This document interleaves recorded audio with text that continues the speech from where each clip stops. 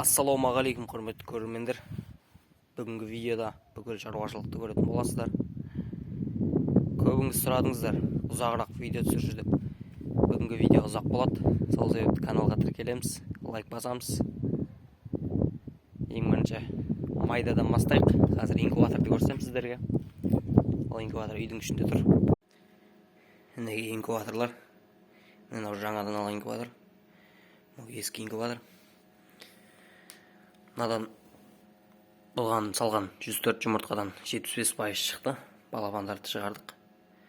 Қазір енді бүгін ішінде екінші партия кетіп бара жатыр. Бұл жерде енді күрке тауықтың жұмыртқасы. Бұл инкубатормен қосып күрке тауыққа арналған сеткісін алдыртқам. Әр кең қаздың жұмыртқасы да сияды. Қазір бұның ішінде 50 күрке тауықтың жұмыртқасы тұр. Құдай қаласа енді күрке тауық шығарамыз. Жаңа инкубаторыңды көрсетші деп көбіңіз сұрадыңыздар. Жаңа инкубатор мына кнопкалар істейді. Переворот градус барлығын настройкамен ауыстыруға болады. Бірақ влажностьті көрсетеді. Влажностьті мына датчикті алып осымен көріп жатырық. Бұның ішінде 2 вентилятор бар. 4 қыздырғыш пеші бар.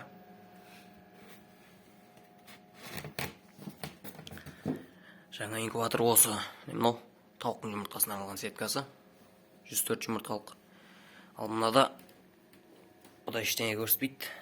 Тек градусы 37-7-те тұрады, болды. Басқа өзгермейді. Және автоповорот 1 сағат сайын айналдырады. Бұда енді тауықтың жұмыртқалары. Неге? Бір вентилятор. Оны өзім қойғам. Бұл инкубатор осы.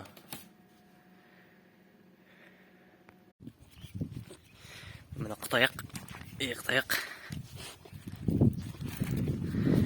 Қытаяқтың құлағын кескен жоқпыз. Құлағымен қалады.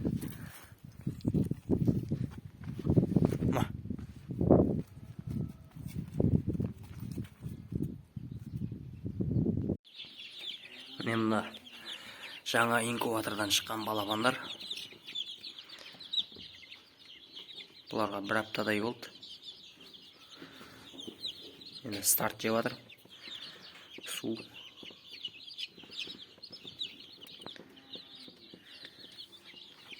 Мұнда осы балапандардан 5 күндей дәу балапандар, үлкенірек. Бұлар ескі инкубатордан шыққан. Бұларда старт. Өздеріне инфракрасный лампаға кеп жылынады. Балапандардың жағдайы осы.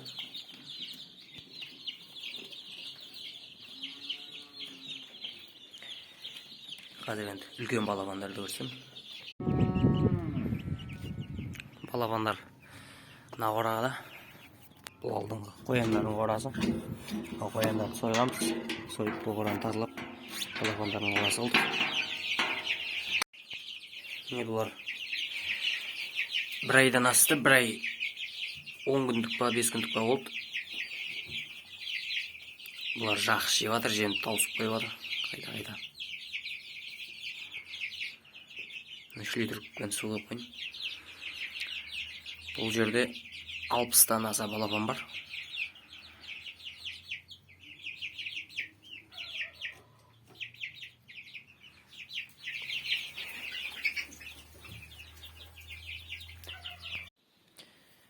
Мұнда күрке тауықтар жатыр. Бұл жерде қазір 7 күрке тауық жатыр. Жалпы мына 2 және мына 2 осы төрдегі ең алғашқы жатқандары. Бүгін бұларға 25-ші күн.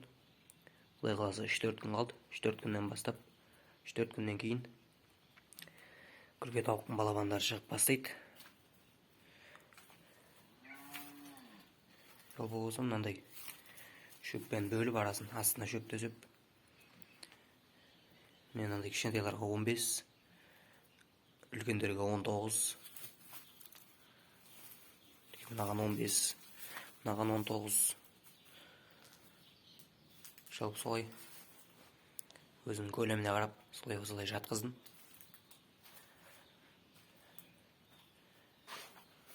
Күрк басып жатқан күркелер осы тағыда күркке жатайын деп жүргендер де бар. Оларды жатқызам, құдай қаласа. Құрметті көрермендер, біз сиыр алдық, ат алдық. Олардың бәрін қазір көрсетем. Сол себепті арнадан алыстамаңыздар. Күрке тауықтар. Жұмыртқалары. Қазір бұл жерде 11 ұрғашы, 2 еркек. Алар күрк болып жатыр жайлап. Анда үшеуі жатыр. Осыларды да бастырам, құдай қаласа. Мына ортасындағы әлі дайын емес, тұрып келіп жатыр. Мыналар дайын болып қалған. Құдай қаласа осыларды бастырам.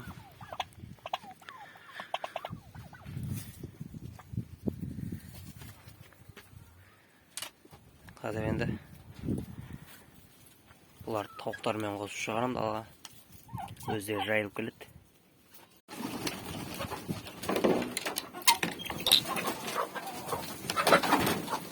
Тауықтар.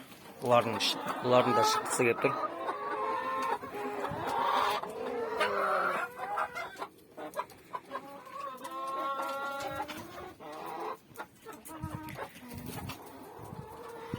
Қазір енді күрке тауықтармен осыларды далаға жем шашып шығарам. Қазір күрке тауықтармен тауықтарға бір тостақ бидей, бір тостақ арпа далаға шашып шығарам.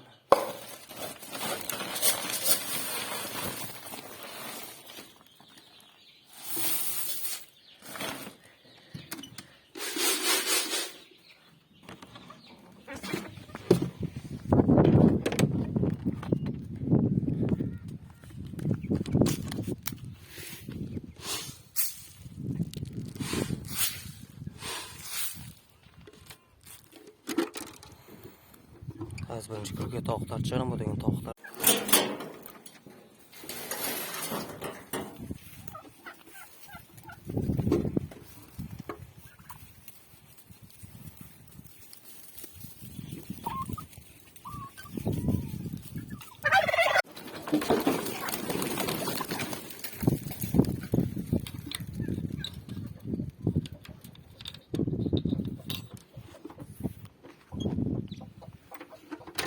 Қазір енді жұмыртқаларын енеміз.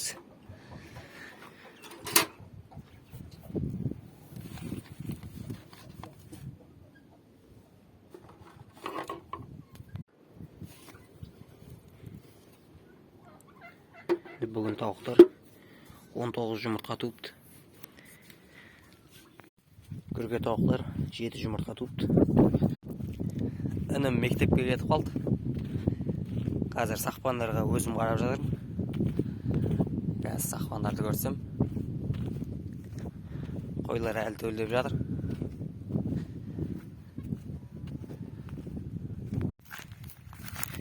Мінеки майда сақпандар.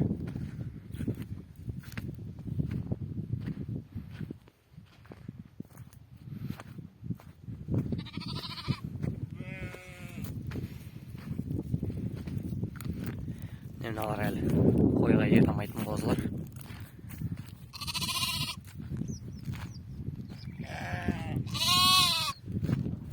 Олар енді өскен соң, сәл өскен соң барып қойларға қосамыз. Бұлар күніге осы жақта жайылады. Анау буаз ешкі, буаз болған соң алып қаламыз.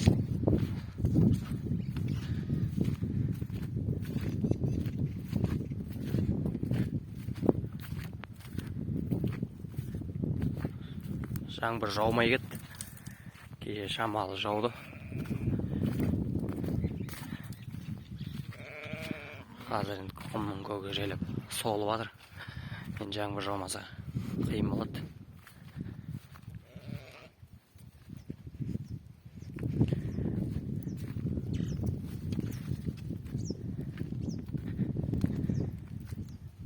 Көбісі сұрады, қойларыңды, ешкілеріңді көрсетпей кеттің ғой деп.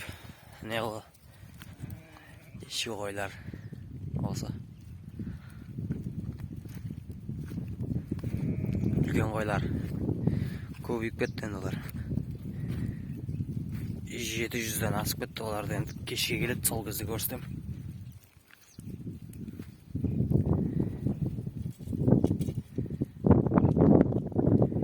Мынау бір кішкентай көлшік, ана жерде канал бар. Сол толған кезде осы жаққа қарай. Сол толғанда осы жерінде су көбейеді, сәл су шығады осы жерге.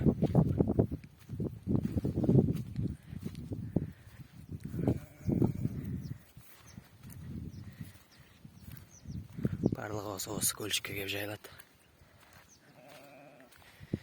Мынау жыңғыл деген отын.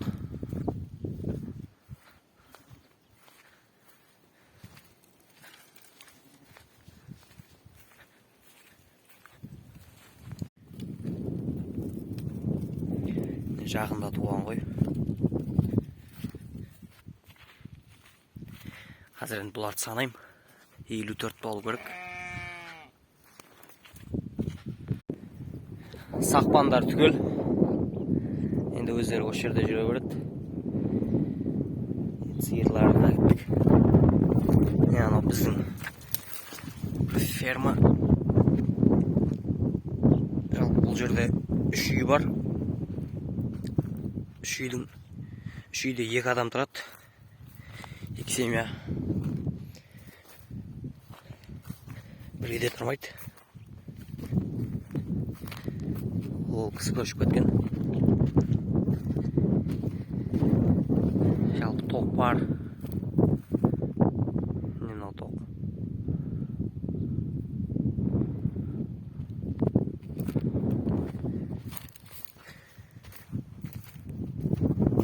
Бір айдай болды, ағашымыздың сиырларына келеміз. 8 бас сиыр. Бұзау бәрі қосқанда 8 бас келеміз. Енді өзіміз жақында бір бұзау сиырмен 2 қашар, бір ат алғанбыз. Атты қой бағу үшін алдық. Көбісіңіз жазыңыздар ғой комментарийда. Ата болмайсың ба деген сияқты. Міне сол қой бағу үшін ат алдық. Қазір енді қашарлар үйде тұр, бұзаулар. Қазір енді сиырлар келген соң соларға қосып осы айналада жаямыз, жайлап үйретіп отырық. Кейін үйреніп алған соң құмға шығарамыз.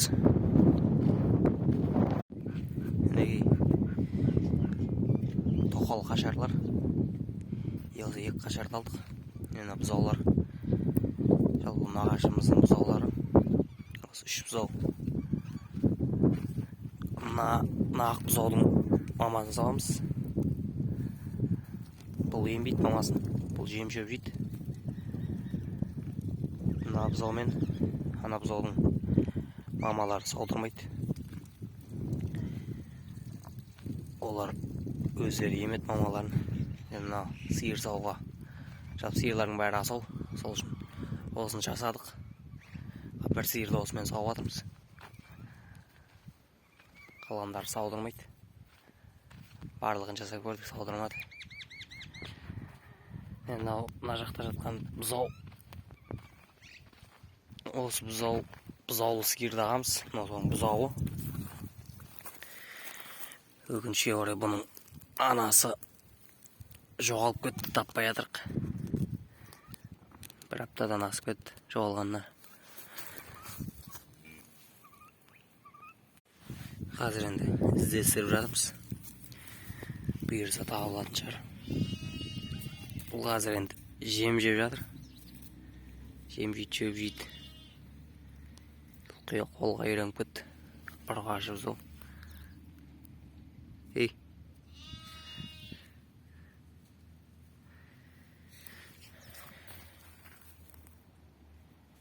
Күнге қыздырынып жатыр.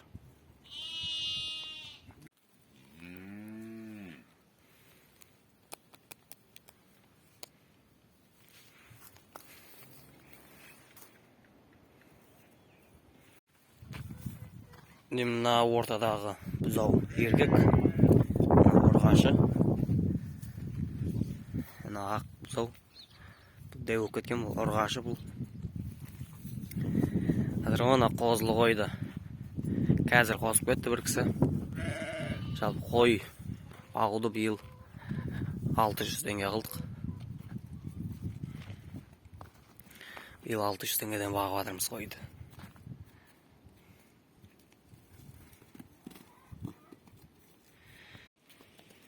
Мынау жетім қозы.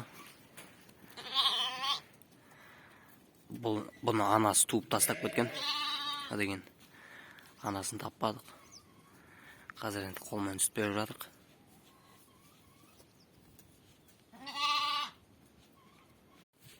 Қазір мына екі қашарды шығарып жаям. Қазір сиырлар келеді. Солармен осыны айналаға жаям.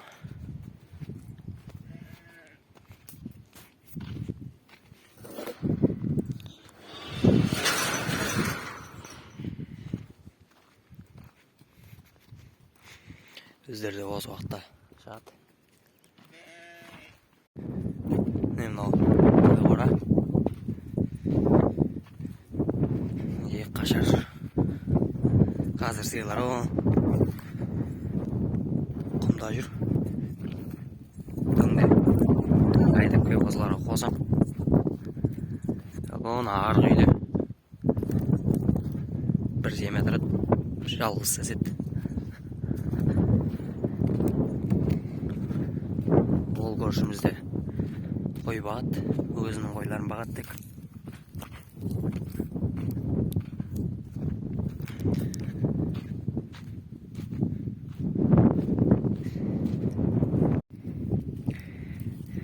Сиырлар, нағашымыздың сиырлары.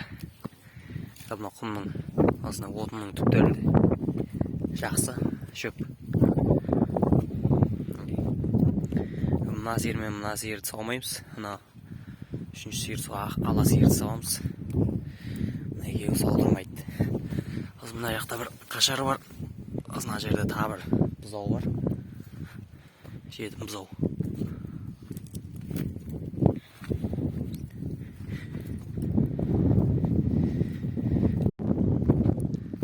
Артында келатқан жетім бұзау.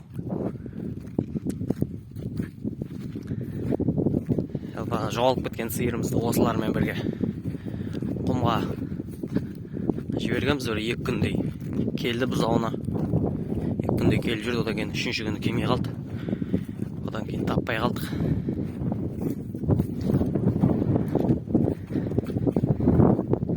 Қазір енді осылар екі қашар осыларға қосылады, өздері жайылады осы айналаға.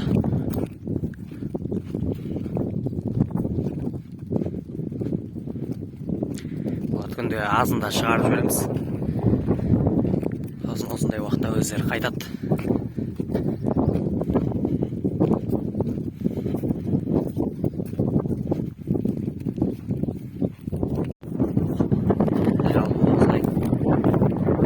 Сиырды асырап жатырмыз.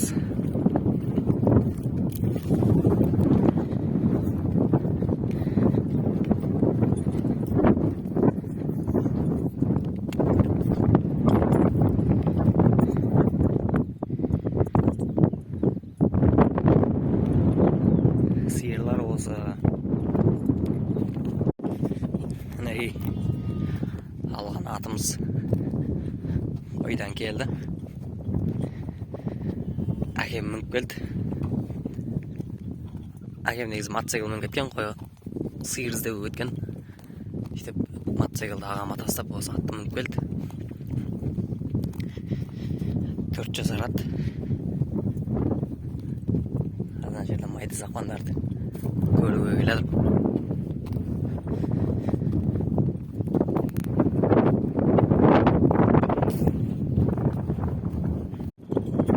Қойлар өргіп жатыр. Бұл атпен ашым бұл қойларды қайтармамыз. Сол себепті өргіп жатыр.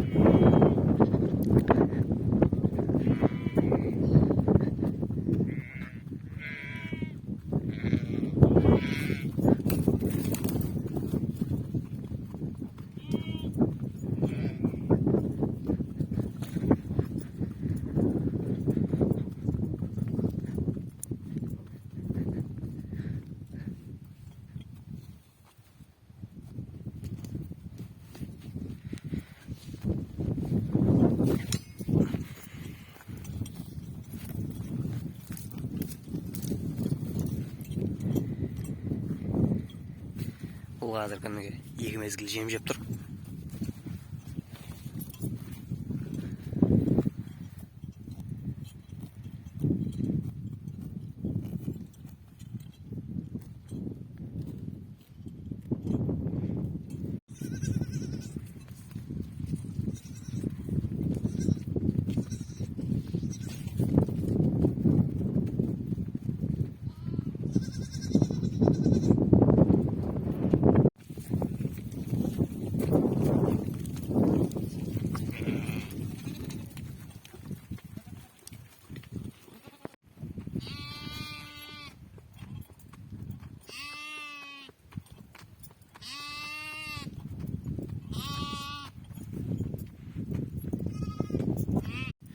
Ал құрметті көрермендер, мен қазір қойларға кетіп барадым. Бір қой қап кетті, соны ағам мотоциклін алып келуге кетті. Мен оған шейін қойларға қарайып сымға шығып барадым.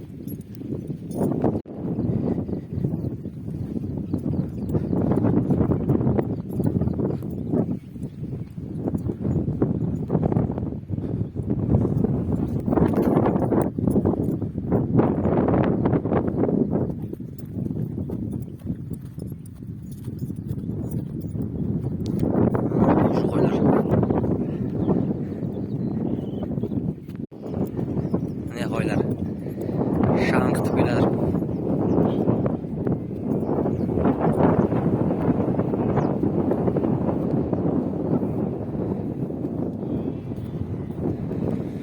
Бұл жерде қазір 700-ден аса қой бар.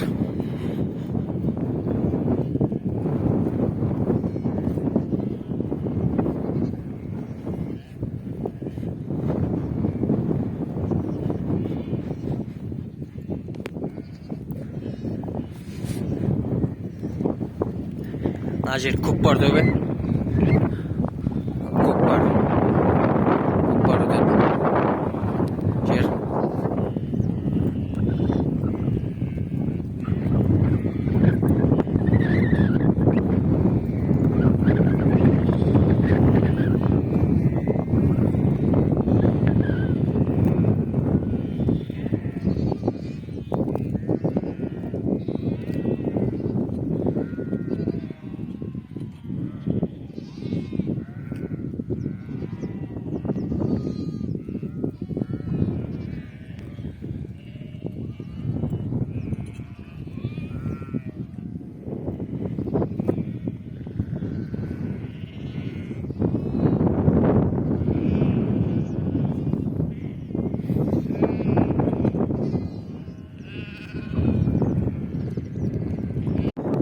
Артын көріп келедім. Шандай қойға маған.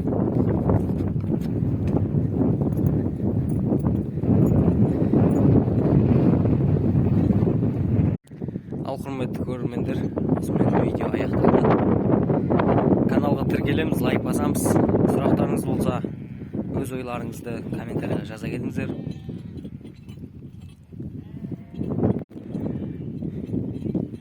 Қойлар осы басы оң жақта жүр.